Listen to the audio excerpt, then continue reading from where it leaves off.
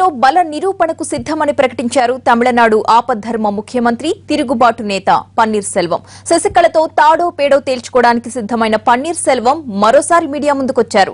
శశికళ వర్గానికి సవాల్ విసురుతూ కీలకమైన వ్యాఖ్యలు చేశారు. మెజార్టీ నేతలు తన వైపే ఉన్నారని ప్రకటించిన పన్నీర్ సెల్వం అసెంబ్లీలో బలాన్ని నిరూపించుకుని ప్రభుత్వాన్ని తానే నడుపుతానని ప్రకటించారు. గవర్నర్ చెన్నై రాగానే ఆయన్ను కలిసి పరిస్థితులన్నీ వివరిస్తానని చెప్పారు. రాష్ట్ర వ్యాప్తంగా పర్యటించి ప్రజలకు వాస్తవాలు తెలియజేస్తానన్నారు. పార్టీ పదవుల నుంచి తనను తప్పించే అధికారం ఏ ఒక్కరికి లేదని స్పష్టం చేశారు సెల్వం. శశికళను కేవలం తాత్కాలిక ప్రధాన కార్యదర్శిగా మాత్రమే ఎన్నుకున్నామని చెప్పారు. పార్టీ అధికారంలో ఉన్నా ప్రతిపక్షంలో ఉన్నా తాను ఎప్పుడూ ద్రోహం చేయలేదన్నారు.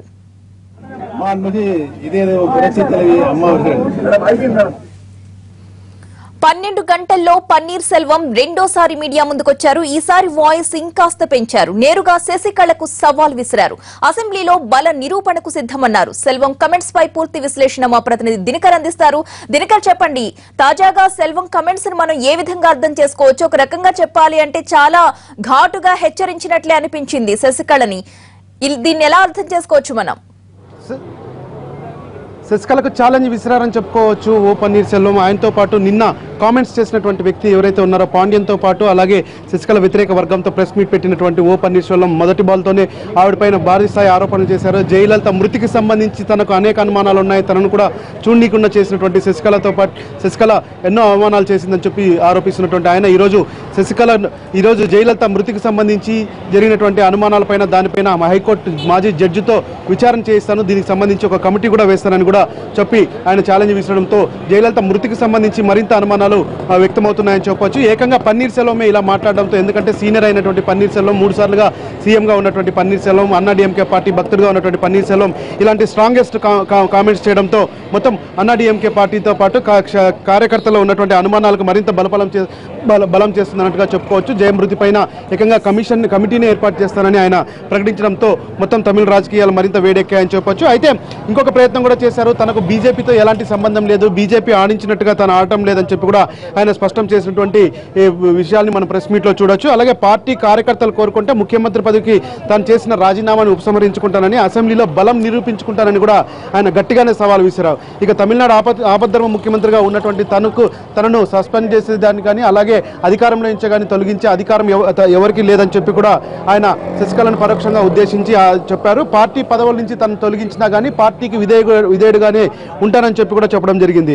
పార్టీ సీనియర్ సభ్యులు అలాగే రాజ్యసభ సభ్యులు ఇద్దరితో పాటు ముగ్గురు ఎమ్మెల్యేలతో ఆయన ప్రెస్ మీట్ పెట్టడం జరిగారు. నిన్న పాండ్యంతో ఓపెనింగ్ బ్యాటింగ్ చేయించినటువంటి ఓ పన్నీర్ సెల్వం ఈసారి తనే మొత్తం శశికళపై ఉన్నటువంటి మ్యాచ్ ఇన్నింగ్స్ అంతా తనే ఆడాడని కూడా చెప్పుకోవచ్చు. అందులో భాగంగానే ఈ రోజు చేసినటువంటి ఆరోపణలకు కట్టుబడి ఉన్నానని అలాగే వాటిని నిరూపించడానికి కూడా తను అన్ని ప్రయత్నాలు చేస్తానని కూడా ఆయన చెప్పడం జరిగింది. పూర్తి స్థాయిలో బల నిరూపణ చేసుకునేందుకు అలాగే అసెంబ్లీని సమావేశపరచాలని, అసెంబ్లీలో తన బలం ఏంటో తెలుస్తుందని కూడా ఆయన స్పష్టంగా చెప్పిన నేపథ్యంలో ఇక ఓ పన్నీర్ సెల్వం వర్సెస్ శశికళ అన్నది ఒక ఓపెన్ గా స్క్రీన్ పైకి వచ్చేసిందని కూడా మనం భావించవచ్చు. అయితే అసెంబ్లీలో ఉన్నటువంటి ఎమ్మెల్యేలు అన్నా డిఎంకే ఎమ్మెల్యేలందరూ అన్నా డిఎంకే పార్టీ కార్యాలయానికి చేరుకున్నటువంటి సందర్భం వచ్చింది. వాళ్ళంతా కూడా అక్కడికి చేరుకున్నారు. సో ఆ విషయం అందడంతో ఇక్కడ పోలీసులు కూడా హై అలర్ట్ కావడము, శశికళ ఏ క్షణంలోనైనా ఇక్కడ పోయస్ గార్డెన్ దగ్గర నుంచి బయలుదేరి అన్నా డిఎంకే పార్టీ కార్యాలయానికి వెళ్లడుండడంతో అక్కడే శశికళ ఓ పన్నీర్ సెల్వం కామెంట్స్ కి ధీటుగా కౌంటర్ ఇస్తుందని కూడా మనకు అందుతున్నటువంటి సమాచారం. ముఖ్యంగా జయ మృతికి సంబంధించి ఓ పన్నీర్ సెల్వమే అనేక అనుమానాలు వ్యక్తం చేయడంతో ఇక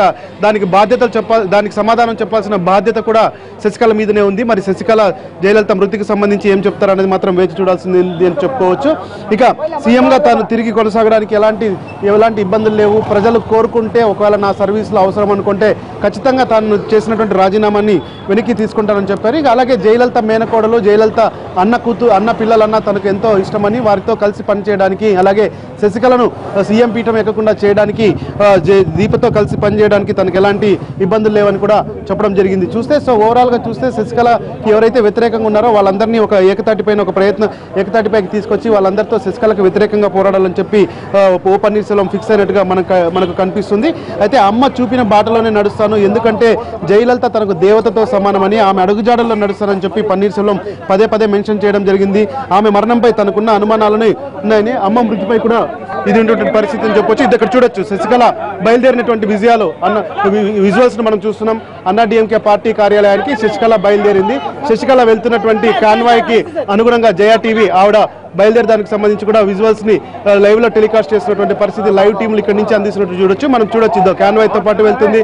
సో శశికళ ఏదైతే ఉన్నారో అది అక్కడ వెళ్తున్నటువంటి విజువల్స్ లో మనం చూడొచ్చు. ఆవిడతో పాటు వెనక సీట్ లో ఆవిడ ప్రత్యేక సలహాదారులు అలాగే ఆవిడకి అనుచరురాలైనటువంటి ఆవిడ ఉన్నారు.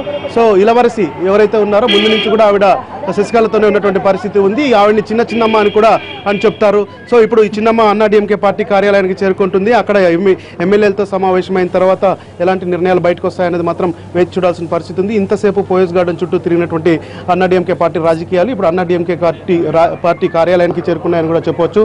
సో ఇక్కడ ఎలాంటి నిర్ణయం బయటకు వస్తుందనేది మాత్రం వేచి చూడాల్సిన పరిస్థితి ఉంది. ఎంతమంది ఎమ్మెల్యేలు ఈ యొక్క కార్యక్రమం ఈ యొక్క సమావేశానికి హాజరవుతారు, ఎమ్మెల్యేలతో జయలలిత ఏం చెప్పబోతుంది, శశికళ ఏం చెప్పబోతుంది అన్నది వేచి చూడాల్సిన పరిస్థితి ఉంది. అన్నాడీఎంకే పార్టీ కార్యాలయానికి ఈ యొక్క దృశ్యమంతా మారినట్టుగా మనకు కనిపిస్తుంది. Right, thank you Dinakar. Tamil Nadu రాజకీయ ముఖ చిత్రం క్షణక్షణానికి మారిపోతూ ఉంది. అయితే కొద్దిసేపటి క్రితం సెల్వం చేసిన వ్యాఖ్యలకి ఇప్పుడు అన్నాడీఎంకే ప్రధాన కార్యాలయానికి శశికళ చేరుకున్న తర్వాత ఎలాంటి సమాధానం ఇస్తారు, అసలు మీడియాతో దానికి సంబంధించి మాట్లాడతారా లేదా అనేది ఇప్పుడు ఆసక్తి రేపుతోంది.